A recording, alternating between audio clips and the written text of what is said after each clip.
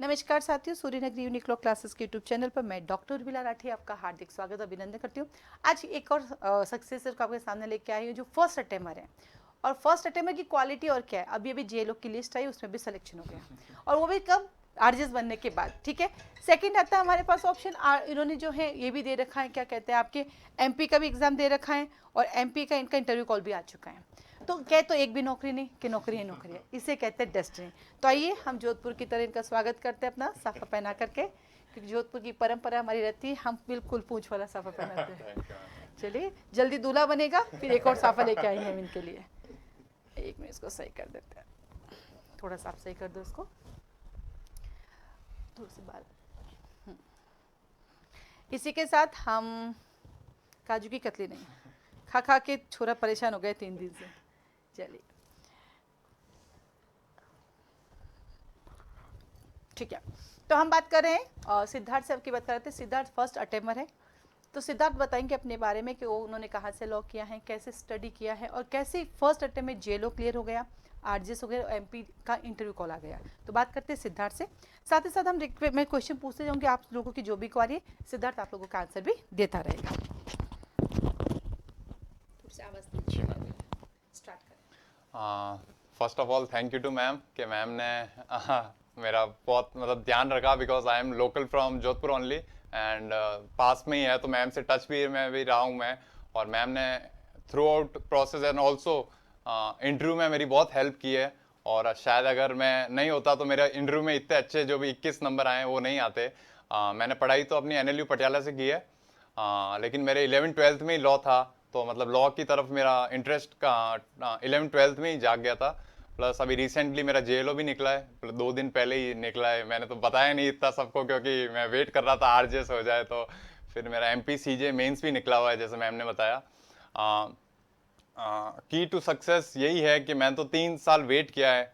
कि कोई कोई खुशनसीब होंगे जो पहले ही अटेम्प्ट में निकलते हैं, और 3 साल वेटिंग पीरियड काफ़ी लंबा वेटिंग पीरियड होता है, लेकिन आ, होता है, मतलब डेस्टिनी होती है तो सब कुछ मिलता है आपको। और मेरे को मतलब 2 चीज़ें साथ में मिली है, तो I am grateful to God as well as madam also. Thank you, parents का भी मैम। अच्छा ये बताओ, अभी आपने बोला कि आपने 3 साल वेट किया जी है, मैम। तो उस 3 साल में आपने कंसिस्टेंसी कैसी बनाए रखी है आपने, क्योंकि अब आने वाली वैकेंसी 2025 में आएगी, 26 में जी एग्जाम मैम। होंगे, तो इनको आप बताइए कैसे कंसिस्टेंसी रख सकते हैं ये लोग। एक फियर रहता है जुडिशियल एस्पिरेंट्स को कि मोस्टली वैकेंसी, कई बार आप फॉर्चुनेट होते हो तो धड़ाधड़ 1 साल में दूसरे साल भी आ जाती है, लेकिन मोस्टली 2 साल का वेटिंग पीरियड रहता है।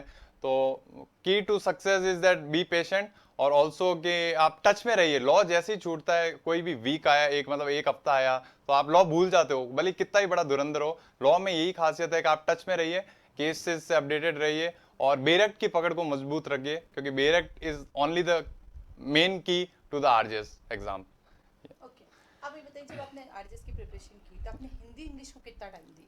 मैम हिंदी इंग्लिश तो मैं मोस्टली हिंदी पे ज़्यादा फोकस करता था, लेकिन इस बार का एग्ज़ाम देखते हुए लगता है कि आपको दोनों ही पे फोकस करना चाहिए। और मैं फॉर्चुनेट हूँ कि मेरे 17 आए हैं इंग्लिश में, जो कि बहुत अच्छे मार्क्स है मेरे। आपके लॉ फर्स्ट में कितने लॉ नंबर आए फर्स्ट में मैम मेरे 50 के अराउंड है, और सेकंड में 55 है।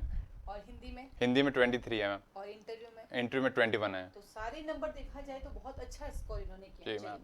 आपने मेन की प्रिपरेशन कैसे की, मतलब ये बच्चे जानना चाह रहे हैं कि क्या उनको अभी से मेन करना चाहिए या प्रीलिम्स के पहले प्रीलिम्स की प्रिपरेशन करके फिर मेन की तैयारी करनी चाहिए। मेरे हिसाब से जो मैं करता था, दोनों की साथ में होती है। अब आरजेएस में जजमेंट पार्ट को छोड़ के मोस्टली इट्स डायरेक्ट पेपर, तो उसमें आप कोई भी बुक लीजिए, टेस्ट सीरीज लीजिए, जो भी आपको अच्छा लगे।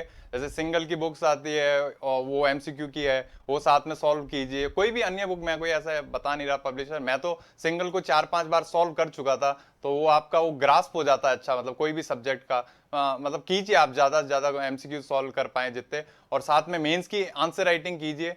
कोई भी आप सेक्शन लिया, उसको मन में याद किया और फिर लिखना स्टार्ट करो उसको, उससे आपकी अच्छी प्रैक्टिस हो जाएगी। अच्छा, एक और क्वेश्चन है, इन दिनों जो मैं ट्रेंड देख रही हूँ बच्चों जी का, मैम। जैसे जोधपुर का बच्चा है तो बाहर जाके पढ़ना जी पसंद मैम। करता है, जी बाहर मैम। का बच्चा जोधपुर आता जी है, तो मैम। क्या घर में रह के पढ़ाई हो सकती है, नहीं हो सकती। मैम हो सकती है, लेकिन मैंने तो बाहर रह के ही की है, तो होती है, क्योंकि मेरे most of the friends online coaching से ही निकले हैं, और ऑनलाइन घर से, कोई कोई तो सेल्फ में भी निकला है, तो घर से ही करके निकल रहे हैं, वो तो तो आप होता क्या है। सजेस्ट करेंगे इन उनको अपने घर से दूर रह के पढ़ाई करनी चाहिए घर में, मतलब जो वो जो स्ट्रगल है हाँ। घर से दूर रहने का, चाय टाइम पे नहीं मिलना, कॉफी नहीं मिलना, ब्रेकफास्ट नहीं मिलना, उनके लिए क्या सजेशन देना वैसे चाहिए? घर से दूर रहना ज्यादा स्ट्रगलफुल रहता है, क्योंकि मैं रहा हूँ 3 साल बाहर, तो मेरे को पता है। प्लस पटियाला भी रहा हूँ, तो मतलब 8 साल से मैं बाहर ही हूँ घर से, तो मतलब दोनों का अलग स्ट्रगल है। घर वालों को ऐसा लगता है घर पे काम बढ़ाते जाएंगे, इसलिए उनको भी ये डर रहता है। लेकिन जो भी आपको सूटेबल लगे, क्योंकि आज की तारीख में टेक्नोलॉजी बहुत आगे है कि नहीं, सारी चीज आपको मिल जाती है ऑनलाइन कोई भी इंस्टीट्यूट से, तो आप देखो हम दोनों ही मारवाड़ी हैं, हम दोनों ही मारवाड़ी हैं। तो मैं आगे की बात इनको मारवाड़ी में पूछूंगी और ये हमें मारवाड़ी में जवाब देंगे। जी जी मैम, ओके। आप सेलेक्ट हो गया, हाँ। अब आप लोग मतलब जिन रिजल्ट आया ना, आपने लगा मैं सेलेक्ट हो गया, तो उन टाइम आप लोग कई फीलिंग आई थी?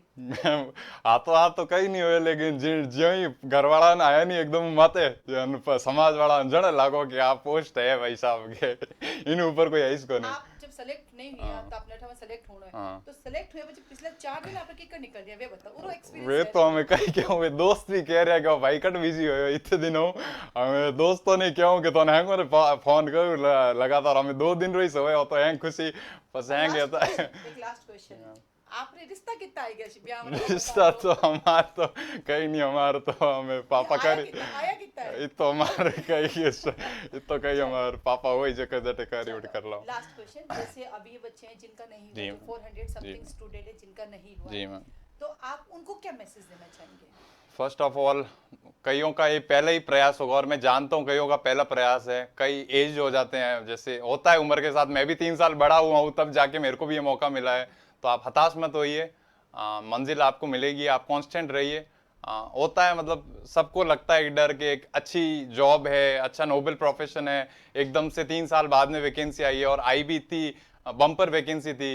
हर किसी को हताश तो होते हैं मैम। मैं मतलब टू बी फ्रैंक, मेरे भी क्लोजेस्ट फ्रेंड्स में कई नहीं हुए हैं, तो मतलब मोटिवेशन चाहिए। आप मतलब कनेक्टेड रहिए अपने जो भी चाहते होते हैं उनसे, और लॉ की मतलब आप टच में रहिए, ऐसे छोड़िए मत, क्योंकि हर किसी को, मेरा भी जेलों में जब नहीं हुआ था तब हताश तो होते ही मैम, लेकिन अब दोनों चीजें मिल गई, तो मतलब मिलता है, भाग्य में लिखा होता है, वो सब मिलेगा आपको। आप सिर्फ वेट करिए और अच्छी मेहनत कीजिए, यही कहूंगा मैं। अच्छा एक लास्ट क्वेश्चन फिर करते करते, आप क्या कहना चाहेंगे सबको कि सिर्फ एक ही एग्जाम एक ही स्टेट को फोकस करना चाहिए या उनको वेरियस स्टेट का एग्जाम देना चाहिए? मेरे लिए, जो मेरे मायने में ये है कि आपको जो भी 2-3 स्टेट पकड़ने चाहिए, जो मतलब कॉमन सब्जेक्ट हो, या मतलब ऐसे हो कि ज्यादा भी नहीं हो, मतलब ज्यादा विविड भी जाओ तो मतलब आपको कुछ नहीं मिलेगा, या तो सब मिलेगा या कुछ नहीं मिलेगा। अब मैंने जैसे एमपी और राजस्थान पे ही फोकस किया। मेरे दोस्त कहते रहते थे कि आप हरियाणा क्यों नहीं जा रहे, दिल्ली क्यों नहीं जा रहे। मैंने तो यही कहा कि मेरे मतलब कंपेटिबिलिटी यही थी मेरी, कि मैं एमपी और राजस्थान सेम सिलेबस था और 2 सब्जेक्ट अलग थे, तो आप ऐसे टारगेट कीजिए जो मतलब मेनली जहाँ कॉमन है सब्जेक्ट, और आपकी पकड़ अच्छी हो जाए जिन लॉज में। मैं तो यही कहूंगा आपको। चलिए, तो सिद्धार्थ की तरफ से आप सबको मिठाई खिलाते हैं, दो रो घणो जी मैम, हाँ तो कर दो, हाँ तो कर दो। इनके दो एग्जाम, देखो 2 एग्जाम निकले, ये आरजेएस के लिए और ये जेलो के लिए। तो पहले आधा खाएगा, आधो आपरो, आधो आपरो, तो व्रत है कहीं, और आधा रहने दे क्योंकि जेलो ज्वाइन नहीं करना। तो सिद्धार्थ को मैंने अभी सजेशन दिया है कि वो जेलो ज्वाइन नहीं करेगा, तो जल्दी से वो इन्फॉर्मेशन दे दे। जी तो मैम। इसके बाद एक लड़की है, उसका नंबर आ जाएगा, तो वो जी अभी मैम। से आभार व्यक्त करे इसका। धन्यवाद। ठीक है, तो आप सबकी तरफ से और यूनिक लॉ क्लासेस की तरफ से भी सिद्धार्थ को थैंक यू बोलती हूँ। Thank you ma'am. All the best Thank you, supreme ma'am. Court judgment के लिए। Thank you, ma'am. आज के लिए धन्यवाद। Thank you ma'am.